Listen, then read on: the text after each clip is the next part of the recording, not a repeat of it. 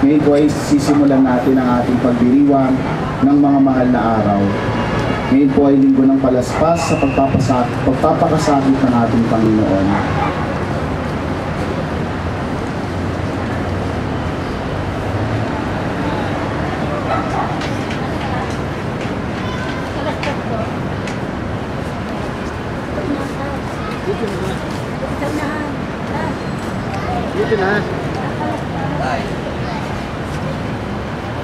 Sa ngalan ng Ama at ng Anak at ng Espiritu Santo. Mga minamahal na kapatid, 5 linggo na tayong naghahanda ng sarili para sa pagdiriwang ng Pasko ng pagpapakasakit at pagkabuhay ng Panginoon. Sinikap nating unawain at tuparin ang ating pananagutan sa Diyos at sa kapwa-tao, alinsunod sa aral at halimbawa ni Jesucristo. Kaisa ng buong simbahan, sinisimulan natin ngayon ang mga mahal na araw. Si Kristo ay matagumpay na pumasok sa kanyang lungsod upang tuparin ang kanyang gawain bilang Mesiyas, ang magpakasakit, mamatay at muling mabuhay para sa ating kaligtasan. Taimtim nating sariwain sa alaala ang kanyang pag-aalay ng sarili para sa kapwa at sundan natin siya ng may buhay na pananampalataya. Kaysa niya sa pagdurusa sa krus, tayo nawa ay makahati niya sa kanyang pananaig sa kamatayan at sa kanyang bagong buhay.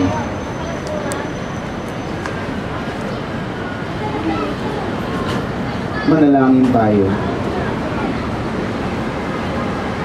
Ama naming makapangyarihan, ang mga palaspas na ito ay iyong pagpalain at pabanalin upang sa masaya naming pagbubunyi sa Mesiyas na aming hari, siya'y aming masundan at sa pamamagitan niya, aming sapitin ang hindi magmamaling na lungsod ng Jerusalem na kanyang pinaghaharian. Kasama mo at ng Espiritu Santo magpa sa walang hanggan. Amen.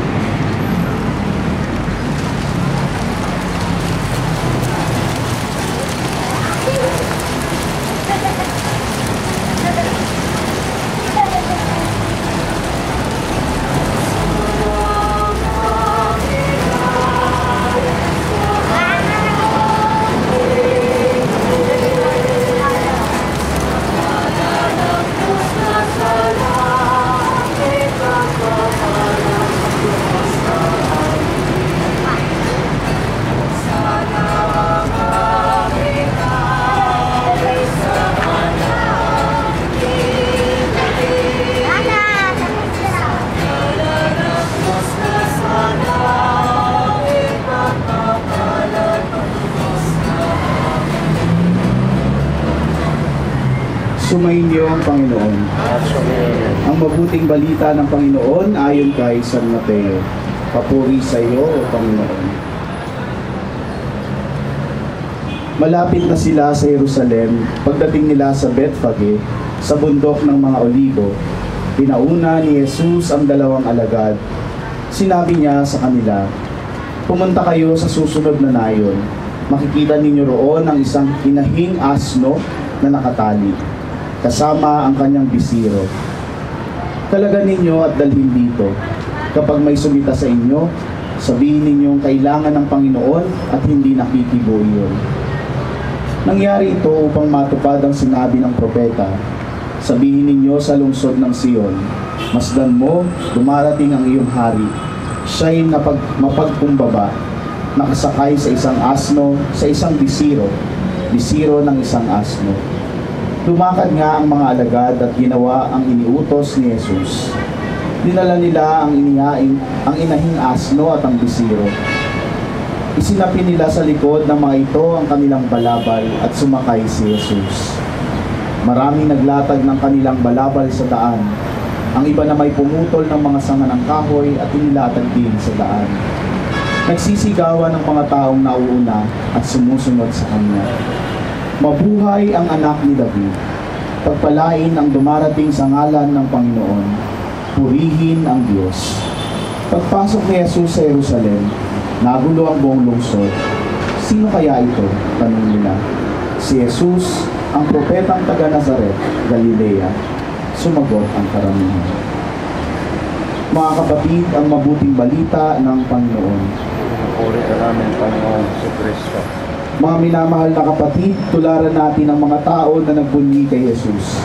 Halinang magprosesyon sa kanyang karangalan, taglay ang kapayapaan.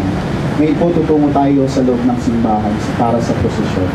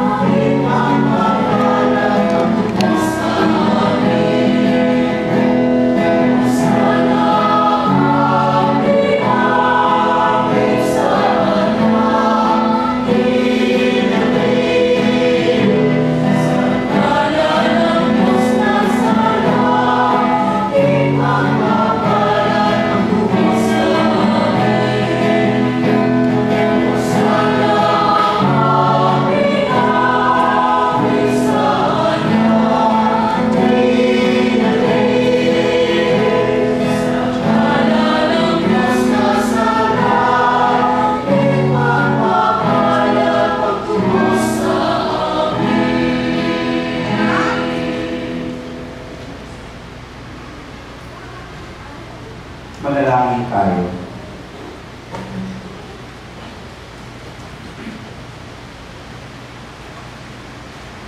Ama naming makapangyarihan, ginawa mong halimbawa dapat tularan ang tagapagligtas namin na hindi iba sa amin, para ang krus namin ay apunin.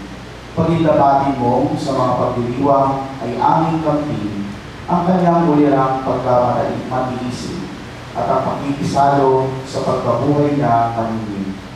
Sa pamamagitan niya, kasama ng Espiritu Santo, magpa sa walang hanggan. Amen. Pagbasa mula sa aklat ni Propeta Isaías. Ang makapangyarihang Panginoon ang nagturo sa akin ng sasabihin ko, para tulungan ng mahihina.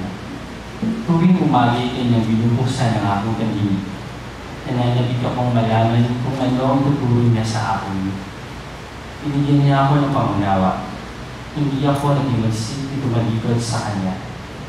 Hindi ako tumutol. Nang bugbugin nila ako, hindi ako humibo. Nakapay ka nilang insultuhin, inabayaan ko silang bunutin ang buhok ko at balbas. Gayun din ang luhurahan nila ako sa mukha. Ang mga paggustang ginawa nila hindi ko pinapansin.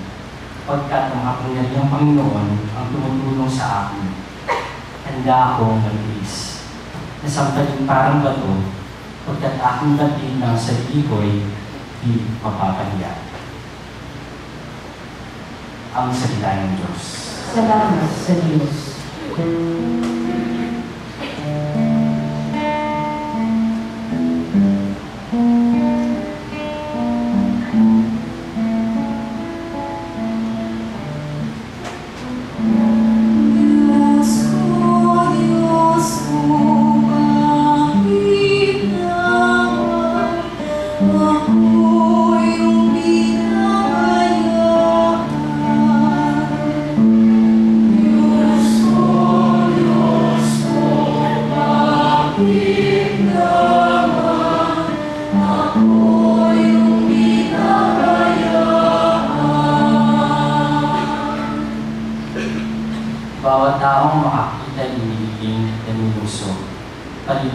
tinatataw at sinasabi ang delito. Nagtiwala siya sa Diyos, ngunit hindi siya pansin. Kung talagang minamahal, bakit hindi intindihin?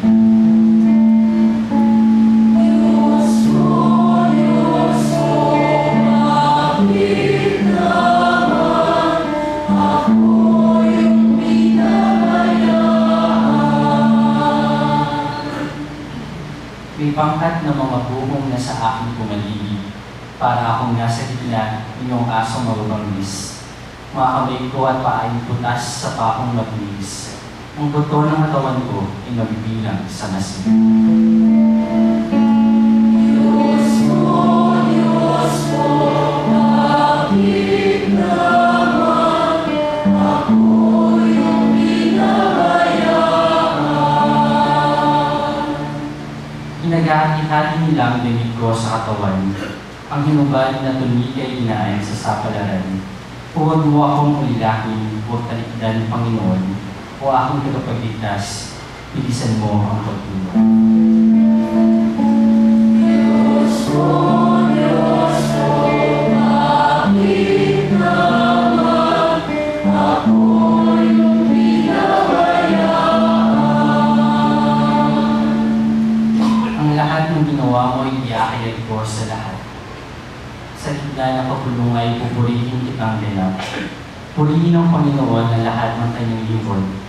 Siya ay inyong dakilanin, kayo ang kanila ko, ikaw bayan ng Israel, ay sumamba at maglingkod.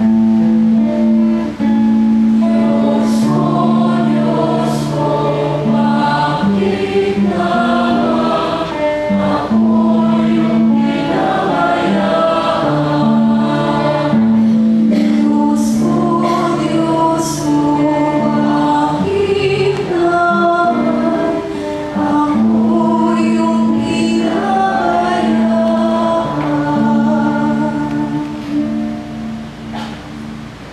Pagbasa mula sa sulat ni Apostol San Pablo sa mga taga-Filipos. Si Kristo Jesus, bagamat siya'y Diyos, ay hindi nagpilit na manatiling kapantay ng Diyos. Bagkus, tinubad niya ang lahat ng katangian ng pagka-Diyos, nagkatawang tao at namuhay na isang alipin. Nang maging tao, siya'y nagpakababa at naging masunurin hanggang kamatayan. Oo, hanggang kamatayan sa krus. Kaya naman, siya'y tinatampok ng Diyos at binigyan ng pangalang higit sa lahat ng pangalan. Ano pat ang lahat ng nilalang na nasa langit, nasa lupa, at nasa ilalim ng lupa ay maninigluhod at sasamba sa Kanya. At ipapahayag ng lahat na si Jesucristo ang Panginoon sa ikararangal ng Diyos Ama. Ang salita ng Diyos. Salamat sa Diyos. Magsitayo po tayo.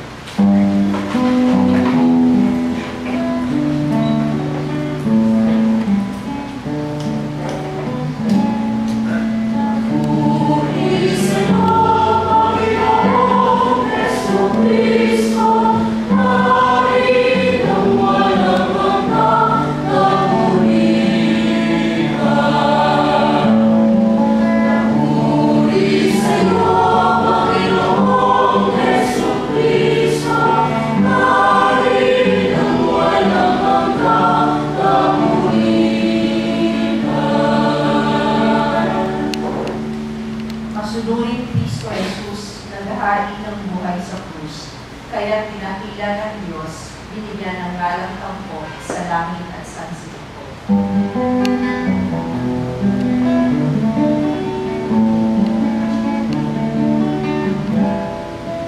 Puri sa iyo, Panginoong Jesucristo, hari ng walang hanggang kapulitan.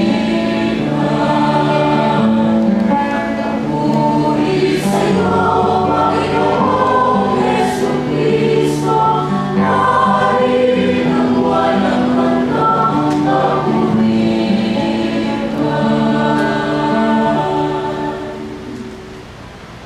Ang pagpapakasakit ng ating Panginoong Jesucristo ayon kay San Mateo.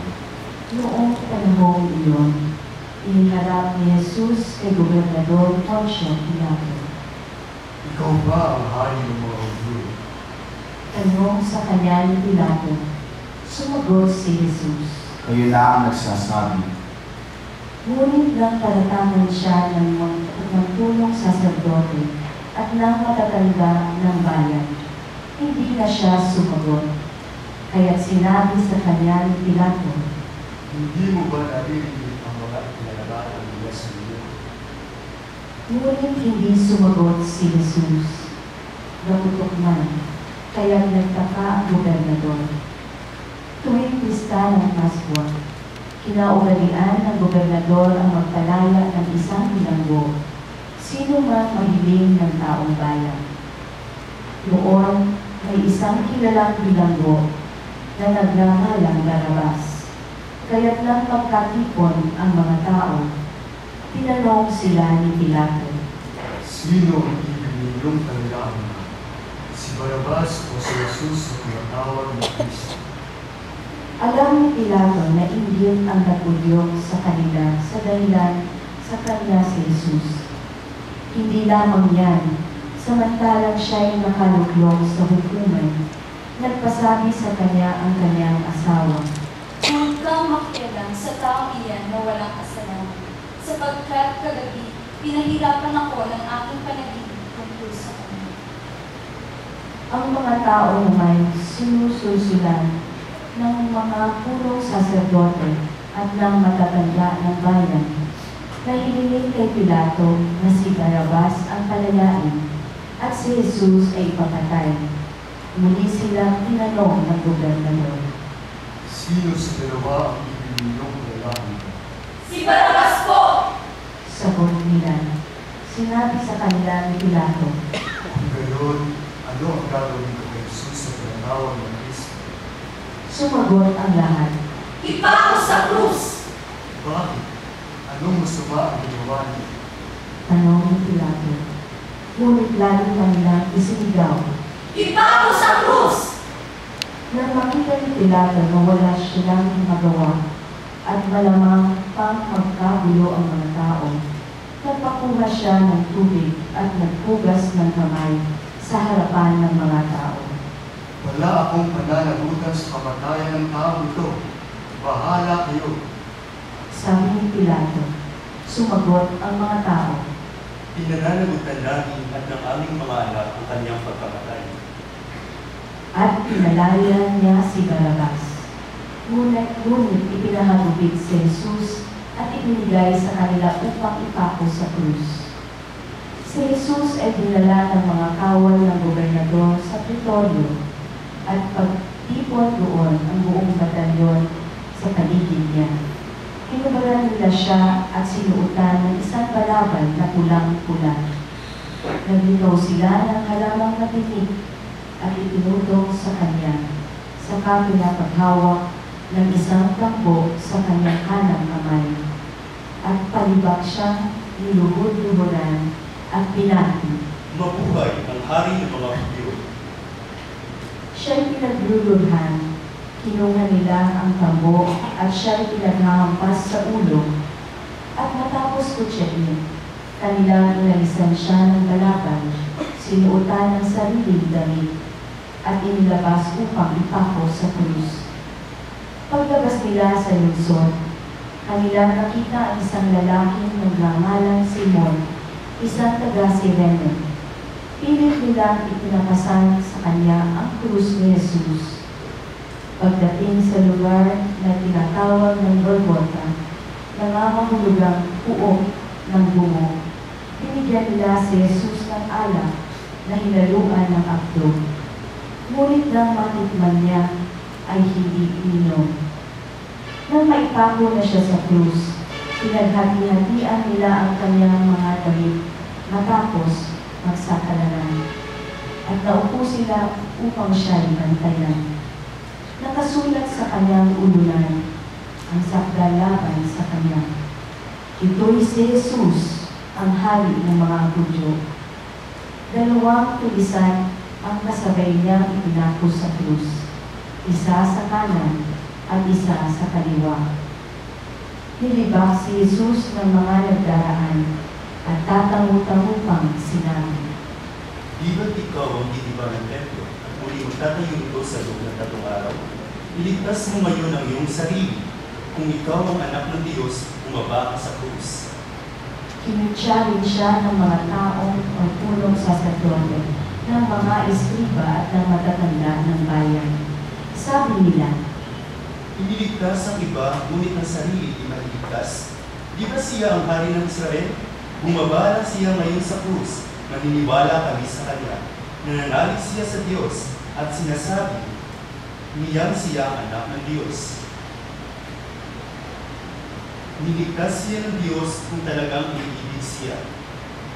at inaligos na rin siya ng mga bilisang itinakot kasabay niya. Mula sa tanghaling tapat hanggang sa 3 ng hapon ay nagdilim sa buong lupain.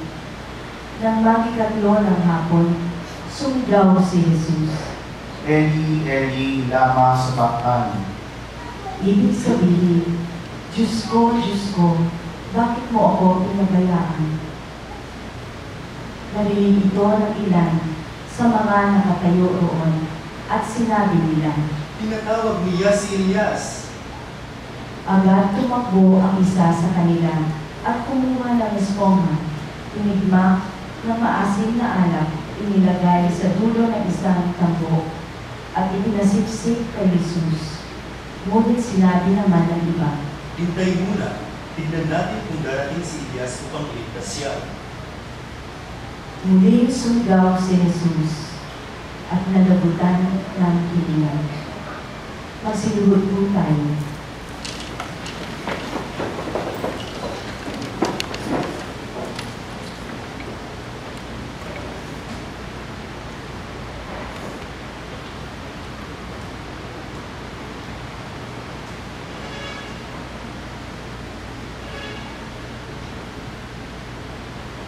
Magsitabi po tayo.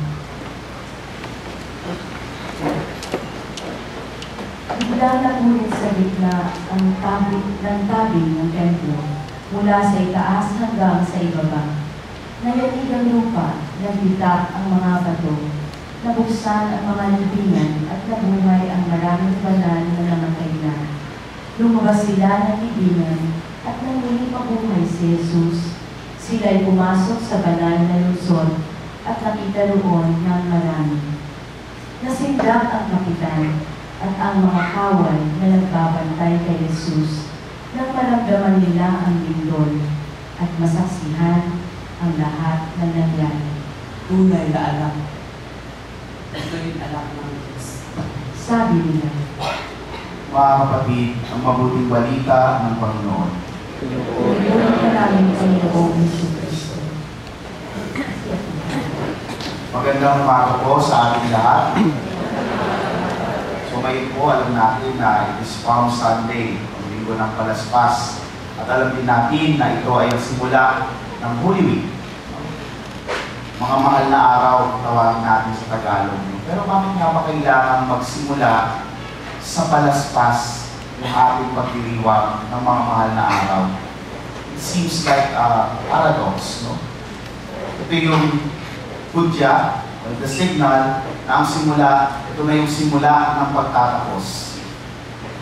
Pero ito ang sinisimbolo ng Palaspas. Sa kabila nito, sinasalamin nito ang ating nag-uumapaw ng kaligayahan sa pagsalubong sa ating hari at tagapagligtas na si Jesus. Ito ang nagdudulog o nagsasabi sa atin na humawak tayo ng mga palaspas ngayong linggong ito. Sana malinaw sa atin, no? Nung ating pinabasbasan at ibinadayway ang mga palaspas, ito yung ating pamamaraan ng pagtanggap kay Jesus. Ganoon naman dapat ang pagtanggap sa ating Panginoon, punong-puno ng pag-asa, punong-puno ng pagmamahal. Kaya lamang, alam natin sa istorya, o sa nangyari kay Jesus, na hindi naman lahat ay umayon. Ngunit itong pangyayari, o yung ating napakinggan, na mga salita ng Diyos ngayong araw na ito, ay umayon sa nais ng Diyos. Umayon sa nais ng Diyos. Sa wakas, meron na tayong taong magmamahal sa atin at sa Kanya, ibinibigay natin ang ating pagmamahal. Kaya siguro nga tinawag na mga mahal na araw. Kasi di ba Holy Week, pero ang translation supposedly sa Tagalog, ang mga banal na araw. Pero para sa ating mga Pilipino, mas pinili natin na tawagin ito mga mahal na araw. Dahil ang huling linggo sa buhay ni Jesus ay ang kanyang pagpapakita ng kanyang pagmamahal sa ating lahat. Kung titignan po natin ang salita ng Diyos sa araw na ito, sa labas, kung nagpaspas tayo ng mga palaspas, nagsimula tayo sa Ebanghelyo na nagsabi tungkol sa pagpasok o sa maringal na pagpasok ni Jesus sa Jerusalem. At paano siya pumasok ng Jerusalem? Pumasok siya ng may kababaang loob. Hindi naman niya sinabi na, excuse me, no? Papasok ako ang hari ninyo. Walang ganun. Ngunit naganap ang mga propesiya mula sa Old Testament. Ang mababang loob na pagpasok ni Jesus sa Jerusalem. At ganito, ginusto ni Jesus at niyakap ang kanyang kasinuhan, ang pagiging anak ng Diyos. He intended to introduce Himself by way of humility.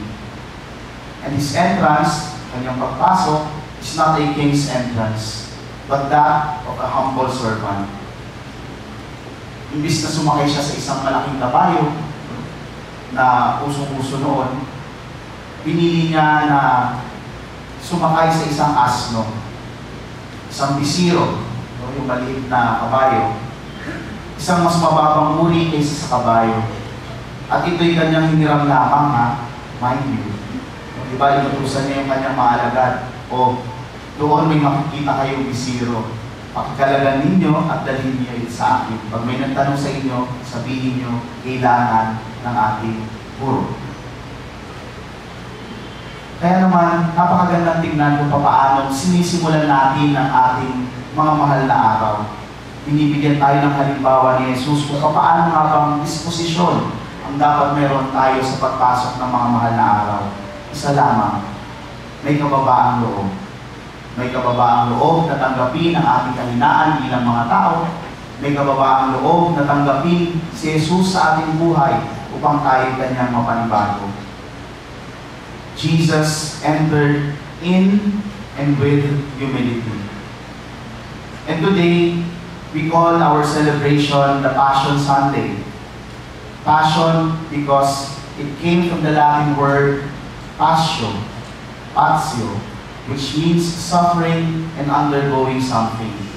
Ito yung pinakita sa atin ng mga pagbasa natin ngayon. Kaya naman sa unang pagbasa, sa pagsasalaysay ni Propeta Isaías, inilarawan niya kung paano nga bang maging isang lingkod. Ngunit hindi lamang isang basta lingkod, kundi isang nagdurusa na lingkod. Pagsasasampalin, yuyurakan, duduraan, at sasaktan. Ngunit hindi gaganti dahil sapat na ang Diyos ang tutulong sa Kanya. Solo Dios basta. God alone suffices. And the humility of a servant is his willingness to sacrifice and to be heard. Samantala sa atin pong Ebanghelyo ngayon, isinalaysay kung paano naghihirap si Jesus. Everything that the first reading is telling was embodied in the story of the Passion of Jesus. Jesus, our humble servant, who willingly suffered for us.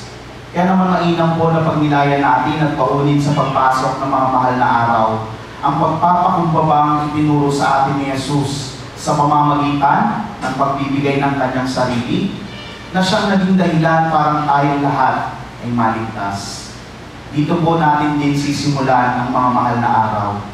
Dito natin sisimulan ang ating glorious ending, ang ating happy ending.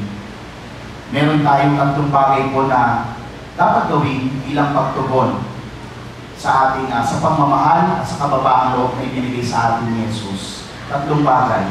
Una po, alalahanin. Alalahanin natin ang storya ni Jesus. Isa-isip natin ang mga nangyari kay Jesus. Sa Ebanghelyo po, inaanyayahan tayo na alalahanin ang pagpapakasakit ng Panginoon para sa ating lahat. Binigay niya sa atin, binigay sa atin ang parang summary ng ating sasamahan ngayong linggong ito.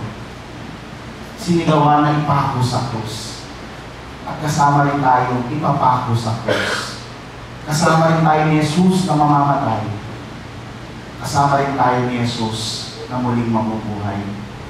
Para itong summary, para itong isang overview ng ating pagdaraanan ngayong linggong ito. Parang sinasabi sa atin, ito ang mangyayari sa mga susunod na araw.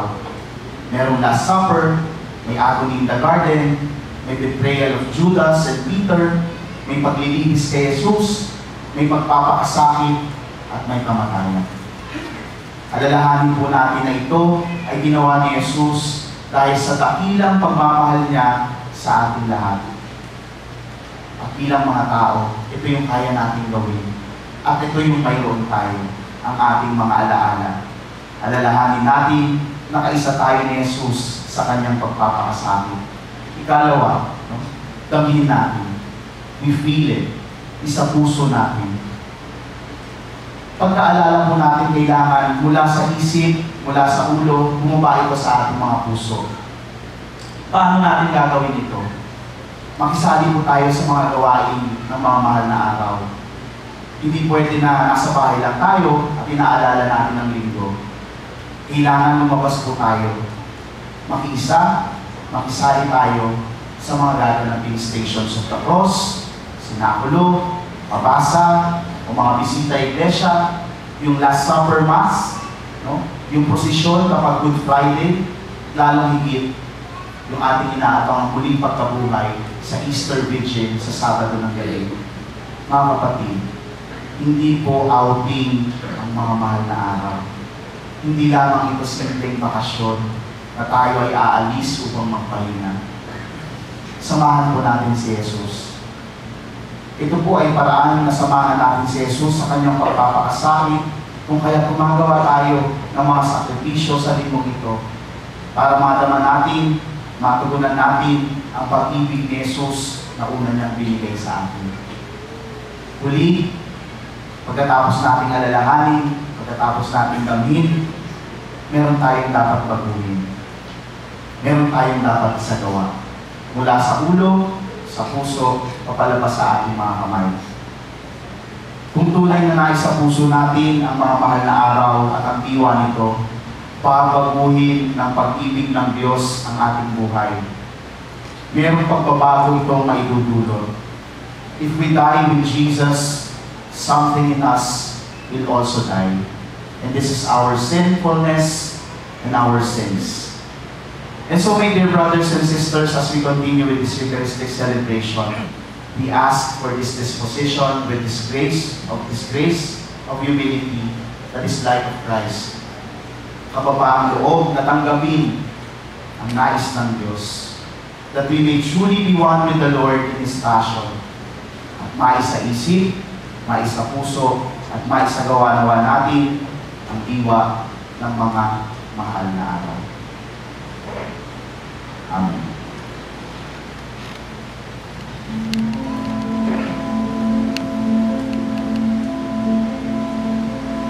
Sumasampalataya ako sa iyo sa mga makapangyarihan sa lahat ng nagawa ng langit at lupa.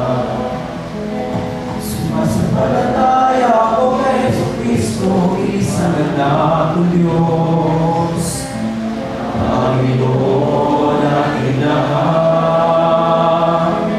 Nagkaroon na siya ng Espiritu Santo, ipinanganak isang Maria Virgen.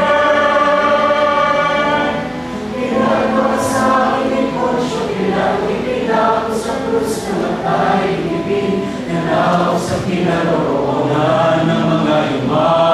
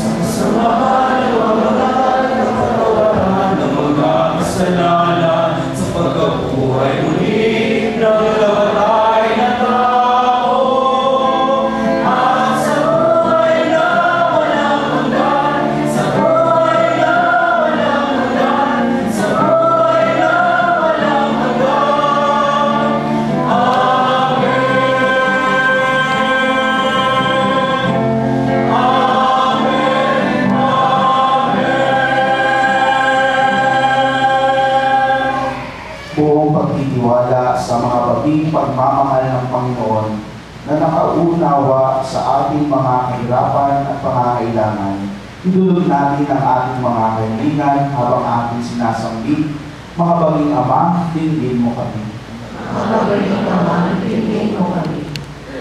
Nawa, tulad ng nagsitanggap sa Kanya sa Jerusalem, maging bukas lagi ang mga puso ng lahat ng mananampalataya sa pagtanggap kay Jesus.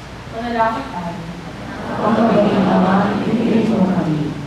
Nawa ang Santo Papa, ating obispo at ating mga pari ay magpatuloy sa paggabay sa atin na maging tapat kay Jesus sa pamamagitan ng kabanalan ng kanilang buhay.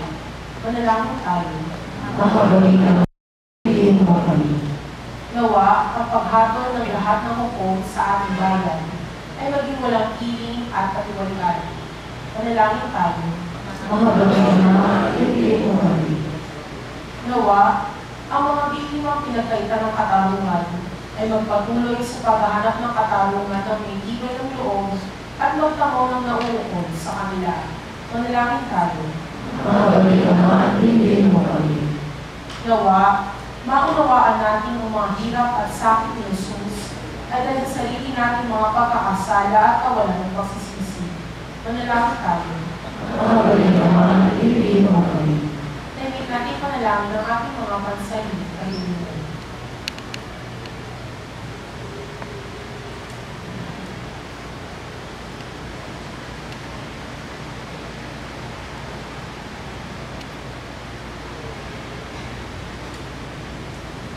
Manalangin tayo. Mga baging Ama, dinggin mo kami. Panginoong Diyos, alalayan mo kami mabuhay alinsunod sa turo ni Jesus. Sa pakikibahagi namin sa kanyang paghihirap, makibahagi na rin nawa kami sa kanyang kaluwalhatiang walang hanggan. Amen. Sige po.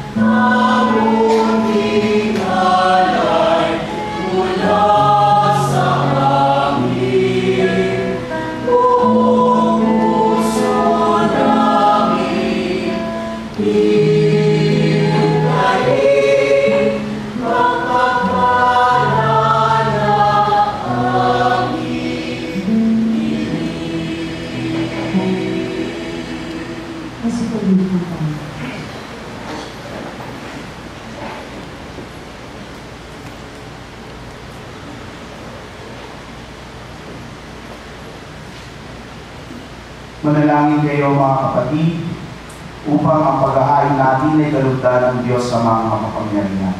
Malupit nawa, Panginoon, yung paghahain sa iyo mga kamay, sa kapilihan at karangalan, sa ating kapakinabangan, at sa buong sambayanan niyang banal. Ama namin lumikha, pakundangan sa pagpapakasangit ng iyong bugtong na anak, sumaawi nawa ang iyong pagpapaunlak, na di makakamit ng kanang aming pagganap, kundi ng paghahain minsan lamang para sa lahat. na mula sa iyo'y pinakikinabangan namin at tinatanggap. Sa pamamagitan ni Jesucristo, kasama ng Espiritu Santo, magpa sa walang hanggan. Amen. Sumainyo ang Panginoon. At sumayo din. Itaas sa Diyos ang inyong puso at diwa. Salamat sa Panginoon. Pasalamatan natin ang Panginoong ating Diyos. Salamat siya ay pasalamatan. Ama naming makapangyarihan, tunay ng marapat na ikaw ay aming pasalamatan sa pamamagitan ni Jesucristo na aming Panginoon. Wala siyang kasalanan, ngunit pinaring salarin sa pagmamalasakit niyang kami palayain sa kamatayang kinasusuungan namin, kaya't namatay siya upang kami buhayin. Kaya kaisa ng mga anghel na nagsisiawit ng papuri sa iyo, na walang humpay sa kalangitan, kami nagbubuhi sa iyo katakilangan.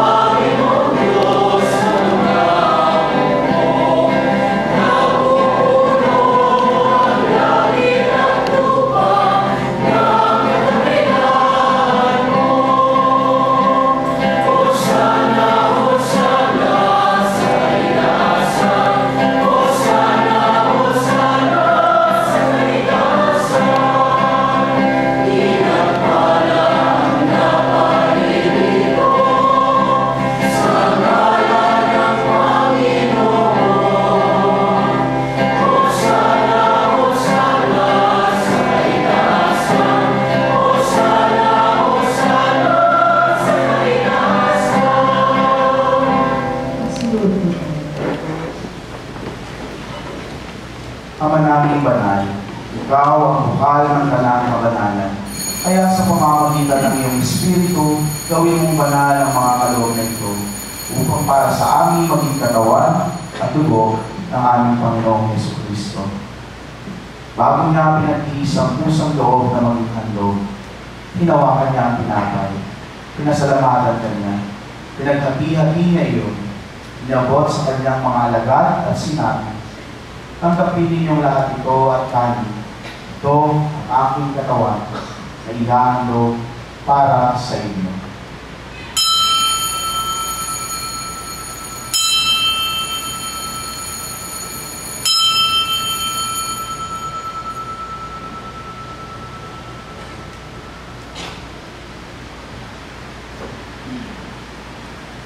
Gayun din naman nung matapos ang hapunan, hinawakan niya ang kanis. Muli kanyang pinasalamatan, iniyabot niya ang kanin sa kanyang mga alagad at sinabi, tanggapin ninyong lahat ito at inumin. Ito ang kalis ng aking dugo, ng bago at walang hanggang tipan. Ang aking dugo ay bubuhos para sa inyo at para sa lahat, sa ikapagpapatawad ng mga kasalanan. Gawin ninyo ito sa pag-alala sa akin.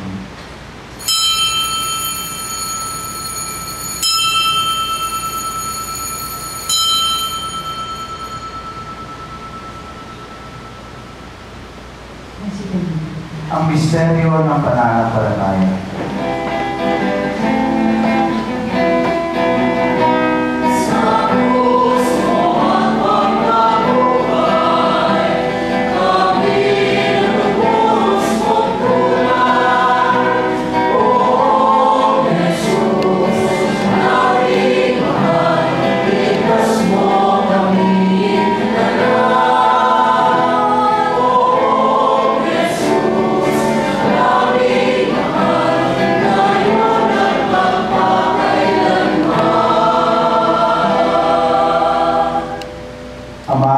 Ginagawa namin ngayon ang pag-alala sa pagkamatay at muling pagkabuhay ng iyong anak. Kaya tiniaalay namin sa iyo ang tinapay na nagbibigay buhay at ang kalis na nagkakaloob ng kaligtasan. Kami nagpapasalamat dahil kami yung minarapat na tumayo sa harap mo para maglingkod sa iyo. Isinasamo namin kami magsasalo-salo sa katawan at dugo ni Kristo ay mapuklod sa pagkakaisa sa pamamagitan ng Espiritu Santo. Ama, linapin mo ang iyong simbahang laganap sa buong daigdig. Puspusin mo kami sa pag-ibig kay San Francisco na aming Papa, ni Luis Antonio na aming Obispo at ang kanyang 14 na obispo at ng tanang kaparian. Alalahanin mo rin ang mga kapatid namin nahilay na may pag-asang sila'y muling mabubuhay, gayon din ang lahat ng mga pumanal. Tawaan mo sila at patuloyin sa iyong kaliwanagan. Tawaan mo at pagkitapatin kami lahat na makasalo sa iyong buhay na walang wakas. Kaisa ng mahal na Birheng Maria na ina ng Diyos at ni San Jose ng kanyang kabiyak. Kaisa ng mga apostol at ng lahat ng mga banal na namuhay dito sa daigdig ng kalugod-lugod sa iyo. Maipagdiwang nawa namin ang pagpupuri sa ikararangal mo sa pamamagitan ng iyong anak na aming Panginoong Jesucristo. Sa pamamagitan ni Cristo, kasama niya at sa Kanya, ang lahat ng parangal at papuri ay sa iyo, Diyos Ama, makapangyarihan, kasama ng Espiritu Santo, magpasawalang hanggan.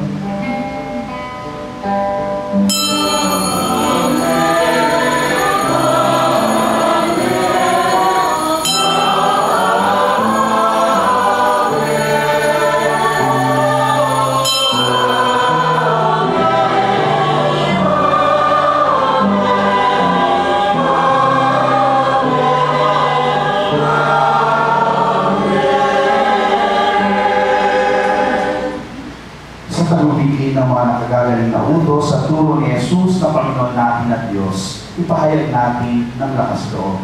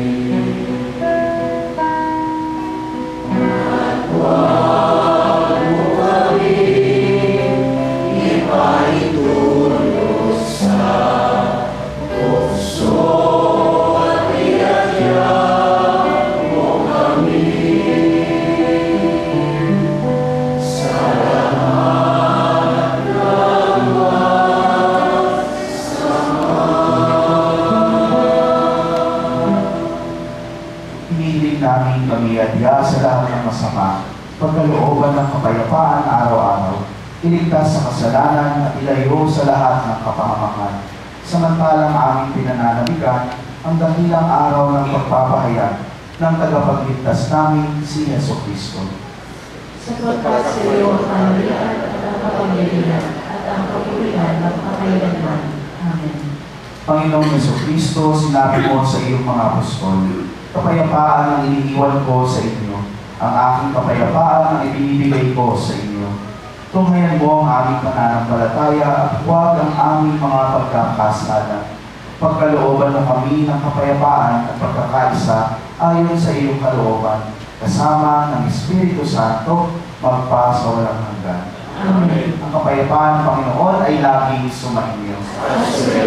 Magbigayan kayo ng kapayapaan sa isa't isa.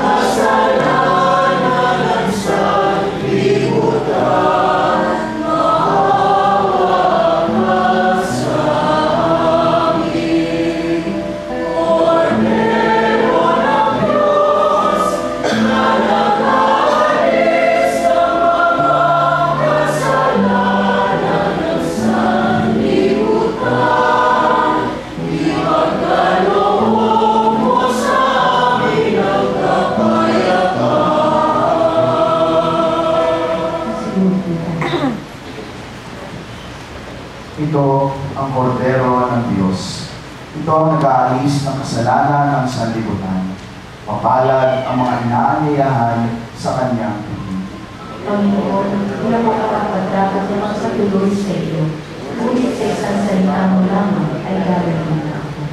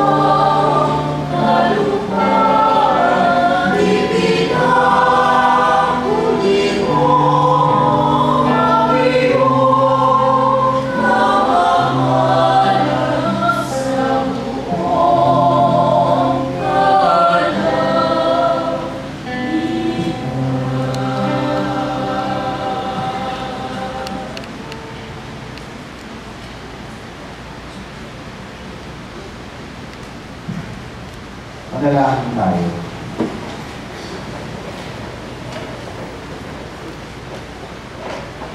Ama naming mapagmahal, ngayon kami pinagpagsalo mo sa banal na pakikinabang.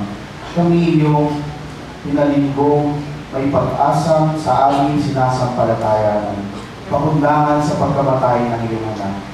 Gawin mo kami makarating sa aming paroroonan, pakundangan sa kanyang muling pagkabuhay, bilang tagapamagitan kasama ng Espiritu Santo, magpa sa walang hanggan. Amen. Magsiluro po ang lahat at ating dasal ang panalangin para sa kapayapaan.